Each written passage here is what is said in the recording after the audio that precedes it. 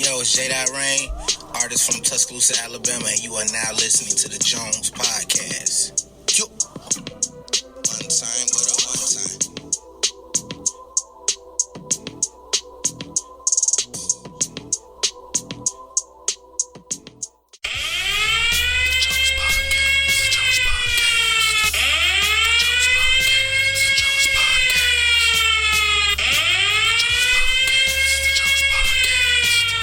Ladies and gentlemen, welcome to the Jones Podcast. I'm your host, Eric. The Jones Podcast is a podcast that acknowledges great individuals or couples who are entrepreneurs on the city council or who are just doing great things from our city of Tuscaloosa. Roll Tide. So sit back, relax, and enjoy the Jones Podcast.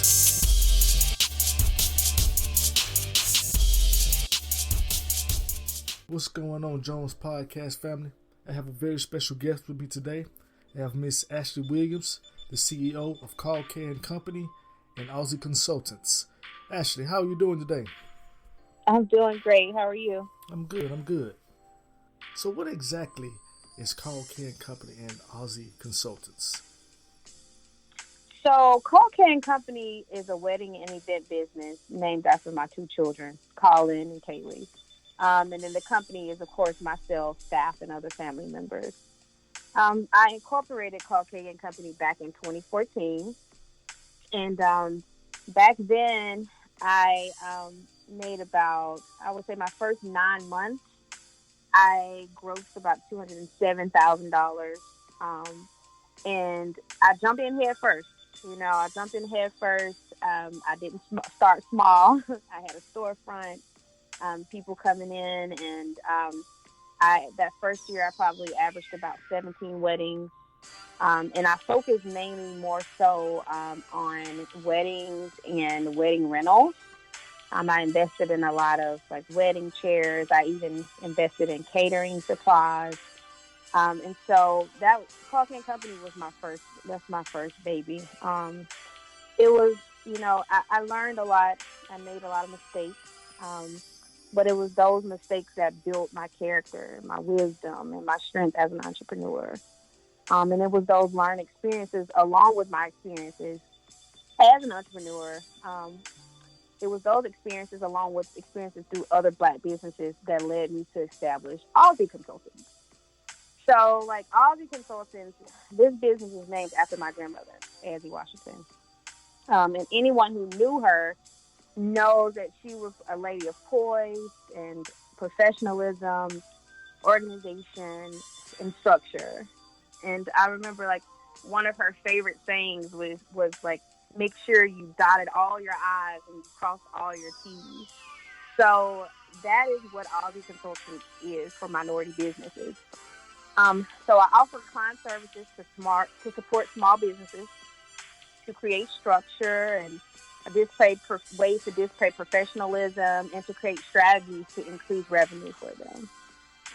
So I'm actually still in the process of developing the articles, the website, and launching the grand opening. So I'm super, super excited about it. So you said you grossed $200,000 the first time being at Koll Kay? Yeah, in 8.5 months. My very first year in 2014 opening the store. 2015 opening the storefront. I grossed over $207,000. Yeah. Congratulations. It really gave me the ambition push that I needed. It let me know that that there was no limits. Wow, I did what? Where is it? Where is it? Can I keep it all? So yeah, it was really the push that I needed to really realize that there are no limits. The sky is not even a limit. So it was great experience, really great experience. Who or what inspired you to start your own business? Do you remember Winston across the street from Mackenzie Court back in the day, right? Yeah. So Mr. Winston. And it's so crazy because, a lot of people say, you can't remember childhood memories when you're under 5. And I'm I remember so much. And Mr. Winston was my heart. It was the grandfather that I always wish I had. But it was so funny because my maternal grandmother she lived in Mackenzie Court. And so every time we would go to the store across the street, he would put me on the register. He was like, "Oh, my baby's here. My baby." He would call me smart, and he'd be like, she's gonna be something great." He would brag on me with the other customers and his workers, and like, "She's gonna be something smart." And he would put me on the register and have me ring up customers when I come there. I had to ring up at least 2 before I left every time. And even at 3 or 4 years old, I remember counting the money back and ringing the items up and doing the receipts. It was just so cool. So he was like my first, I remember it so vividly. And so that was my first inspiration of becoming a business owner. And then there was my granny, Emily, my great-grandmother, my paternal grandmother, great-grandmother. And if you lived on the west side in the late 70s, 80s, 90s, then you knew Sweet Taste too. Mm-hmm. Sweet Taste was across the street. And so that was my paternal grandmother that ran and owned that business. She took it on after her son, Richard Sharper, died. And so we grew up in there, fixing burgers, frying fish. I was one of the babies, so I probably did more bagging than anything and fixing sodas and stuff. But even at that young age, I was able to understand the dynamics of running a business and just seeing, women like herself and my Aunt Mary run a business and be so driven. It was very inspiring. Yeah, I remember Winston's and Sweet Taste. Right? And Sweet Taste. Yeah. So even back then, geez, they were like, these were black, leaders. Like, they were running businesses in our community and feeding us not only food and snacks, but wisdom and knowledge and inspiration and joy that we needed to make it through the day, right? So what was your biggest achievement when you became, since you became an entrepreneur?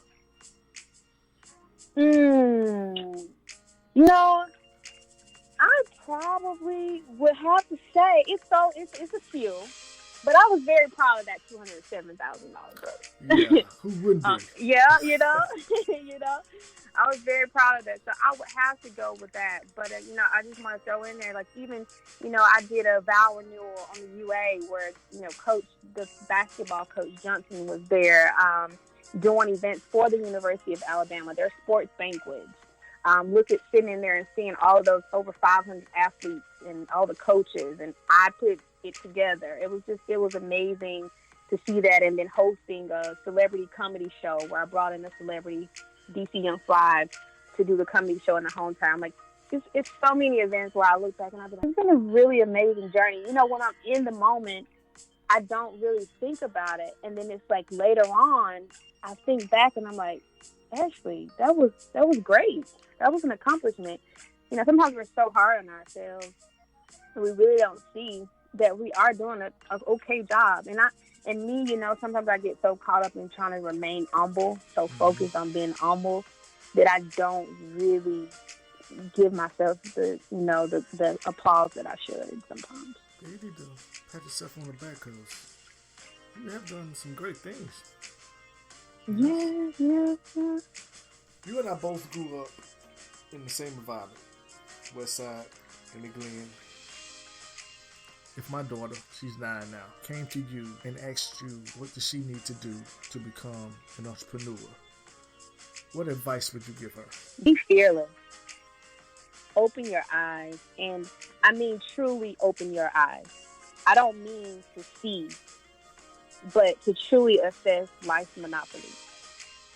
Educate yourself and understand you'll never know it all. Find someone who is truly successful and study them. Create a plan to within yourself, but to create jobs for those who are in need and hope for those who truly, truly need it. Always remain humble, because there are continuous peaks and valleys in this journey. We could be up, because that $207,000, that was up, but then there came a storm. I lost my grandmother out of nowhere.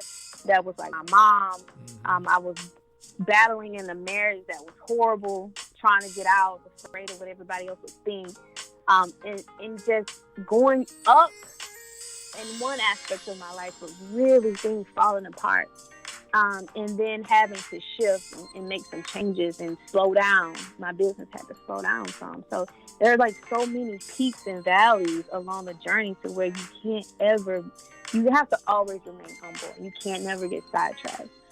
So I would definitely say, stay focused, remain humble. And lastly, understand that no one will see your destiny. No one. No one. No one will understand it. Not even mom, not even dad. Nobody will understand your destiny. And no one knows your journey. And many will disappoint you. Many will shock you. And some won't even support you. But being resilient, being fearless, trusting God, and educating yourself continuously, it's going to be the key to advancing you to the next step every single time. That's the best advice I can give an entrepreneur, aspiring entrepreneur. Some great advice. Like I said, we both are from Tuscaloosa, west side part of Tuscaloosa. And it's been a lot of things going on in our city. Not good things. Yeah. Right. What would you say that we need to do as people, black people of Tuscaloosa? What do we need to do to make sure that our kids are guided in the right direction? Because I can preach all day, but it needs to be said like numerous people. People are so selfish. I think once people realize that life is not supposed to be easy, and we're not built to good hands. Nobody is built to good hands. But you have to be resilient and really stay focused on what's important, and that's our children.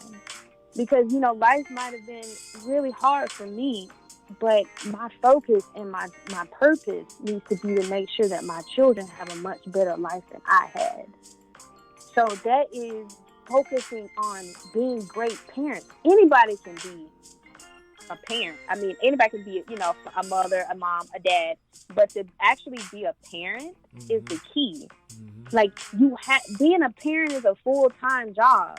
It's not, let me go get somewhere for us to stay so I can pay these bills, cuss you out, go eat some noodles. I cook every now and then. I got to work. Boy, get out my face. No.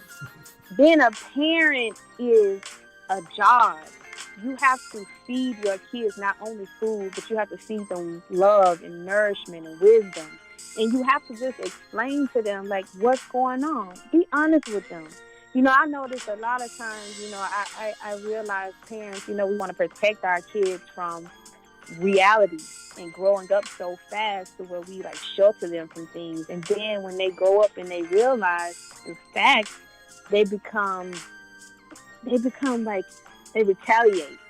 And they be defiant because they feel like you're not truthful and you're a liar, and you break that trust, and then we lose them. So, like, if parents, I feel like the key is with our parenting. Like, if we were parents and we'll really, really, really realize that we have to sit down and spend time with these kids, and we have to stop being selfish and be selfless, and to focus on how you can become a better parent, a better neighbor, a better aunt, a better uncle for our kids. That's how we're going to change it. Because once we can become better for them, and then we can put our egos aside and we can work together as a community to make sure that our generation to come is better, then our community will grow. We'll have time to focus on things that are way more important than who got shot last night or what club or what party we're going to attend. It's just way more to that. So I would say the start would definitely be parenting and putting back into our community and really supporting our Black businesses. People often say, we want to support Black folks, but, they just don't do it. They just don't do it. Yeah. And most times they don't. But how we can change that is to be patient and understand that a lot of times people are trying to survive and they weren't given the proper etiquette and try to figure out a way where we can help improve our businesses. And then people who, don't have good intentions, don't try to go out here and start businesses just to get over on somebody, because you make it hard for everybody else. You make it hard for everybody else. So those are three things that I think we have to really focus on in our African American community, and especially in Tuscaloosa, because there's a lot of money that can be made there. There's a lot of money that can be made there. We could really fix up that side of town, and it could really be self-sufficient if we really just focus on the right things. You're correct, Ashley. You're correct. I couldn't have said it better. Thank you. Before we get out of here, would you like to give a shout out to anybody or promote your business? Oh, gosh, I'm going to try my best to keep bringing more events to Tuscaloosa to make sure that there's something positive going on and people can come together and mingle and have a great time. And I want to give a shout out to, oh my gosh, the Miss Crawford back at MLK. Let me tell you something. that school back in the 80s and the 90s, oh my God, that school was like a school that God dropped out of heaven. He placed every teacher in that school that needed to be in that school for us at that time, because so many kids were lost. And those teachers and Miss Crawford, they were like moms and dads that we never had. If I could do a documentary right now, if I could afford the production, and hopefully I hope and pray that I can one day soon before they're gone. But my teachers, my first grade teacher, Miss Pruitt, then my second, Miss Duncan, Miss Dean, Miss Jemerson, and then even Miss Taylor. She wasn't my teacher, but she was a really good teacher too. Those Black women, they just went far and beyond to make sure that we understood that where we came from was not our destiny. They loved us and they taught us, and they were just so caring. And so I want to shout out to them. I want to shout out to those Black women that worked their butts off, and I'm pretty sure they were underpaid, but they loved us. They loved us. They taught us a lot. Mr. Smith, I remember Mr. Smith, Miss Crawford, like those teachers. I want to give a shout out to them because they were the turning point in my life. Them and Mr. Freeman at Stillman, they were just amazing. And without those people in my life, I don't know where I would be. So I really hope that those kids who are on the West Side, they're coming into contact with teachers and administrators who were life-saving agents as they were for me back then. Well, Martin Luther King, at the moment, they've torn it down and they're rebuilding it to be a better school. Yeah, so I heard about that. Okay, well, it may be better structurally, but is it going to be better internally? True that. That's what we need to know. Yeah. That school was awesome, and a lot of successful people came out of that school. We have a lot of people from the city that are doing really well, who really fought hard to get to where they are. And I look back and I'm like, oh my God, this is so amazing. Like Deontay, like I remember him sitting at this lunch table quiet and us laughing and us going, to class, and just you never would imagine he'd be the heavyweight champion of the world. Of the world. Of the world. And Josh Banks, walking from the bus stop in Alberta City, to home scared because we don't know what's going to break out. Mm-hmm. And he had a really rough life. Like I remember, I've always had a heart where I've always been empathetic for people. And I remember always wanting to be close to him because he had a really rough childhood, growing up just as I did. And just to see where he is, he's made beats, the duffel bag beat he made for Lil Wayne, and he's made beats for T.I. and Jeezy, so many people. I'm just so proud of him. And I just look back at so many others, and I'm like, wow, the city really bred winners. We really bred some winners. It was tough, but they really did. The city really bred some successful winners, and that's something that I am proud about. in regards to my hometown. Yeah, me too. Well, Ashley, it was great having you on the podcast this week. Yes, great talking to you too. Much success to you in your future endeavors, and people don't know, but you're my little cousin, and I'm very proud of you. I'm very, very proud of you. And I'm so proud of you. Like, I always remember, like, you smiling. Like, I can be coming from down the street and you standing at the dead end and I can see your teeth. And you smiling. And you're like, son! I'm like, what's up? Like, I'm so proud of you. And thank you for creating a platform, for having the courage to create a platform where we can come and we can voice our hopes and our joys and our excitements. And I just really wish you the best. And I hope it takes off tenfold. Thank you, cuz. Thank you. You're welcome. Thank you for coming on. You have a great night, Ashley. Yeah, all right. Bye.